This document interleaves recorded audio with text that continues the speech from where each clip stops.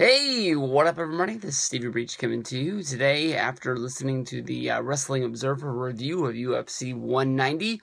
The big fight, of course, with Beth Kachia getting beat by Ronda Rousey. Honestly, in my mind, I think it was more of just a one-fight card. People paid all that money to see Ronda Rousey fight for 35 seconds.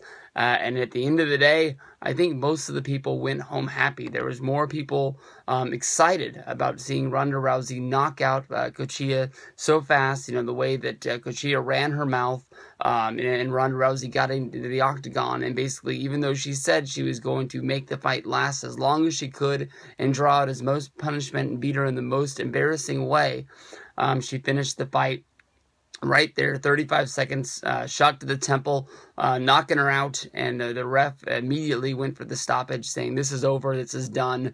Who can beat Ronda Rousey? As of right now, this has been in the works for a while.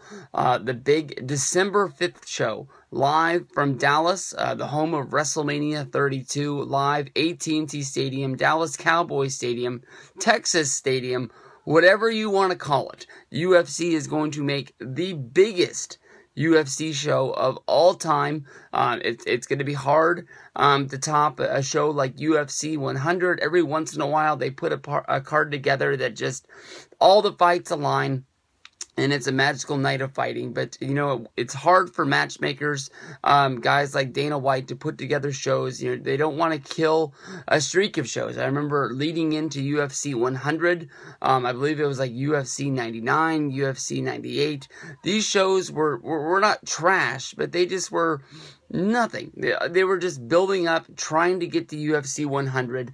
But, for this big show, they're going to try and pack in the stadium, get it as full as they can, try to pull a big number, definitely pull a huge gate.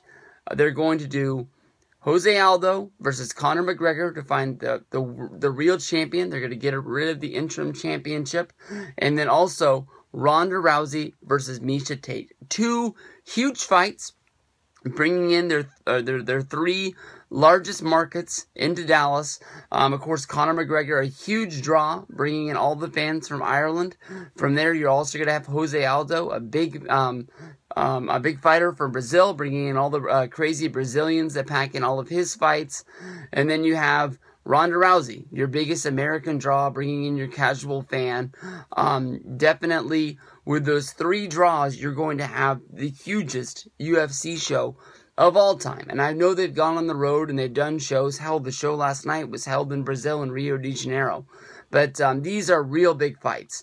McGregor versus Aldo was looking to be one of the biggest UFCs to its point with UFC 189. And due to the injury, definitely McGregor was still able to pull in the buys for him versus Mendez. McGregor going up against a wrestler was a draw because people didn't think that he was going to be able to beat him.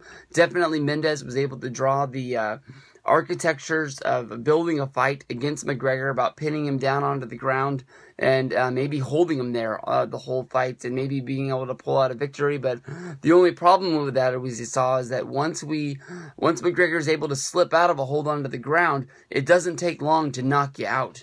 And Ronda Rousey looks like the Terminator. She looks like she might be unbeatable. So there's people out there wondering, will people buy a Ronda Rousey fight? I think definitely yes. Ronda Rousey will always be a draw, even with these quick knockouts, especially with knowing that there's going to be another fight on the card that's going to stack up and be worth the money. So I don't know what UFC number this is going to be, but December 5th, live from Dallas, Texas, down there in AT&T Stadium, the home of the Cowboys, the home of WrestleMania 32. Two big fights: Jose Aldo versus Conor McGregor, Miesha Tate versus Rowdy Ronda Rousey.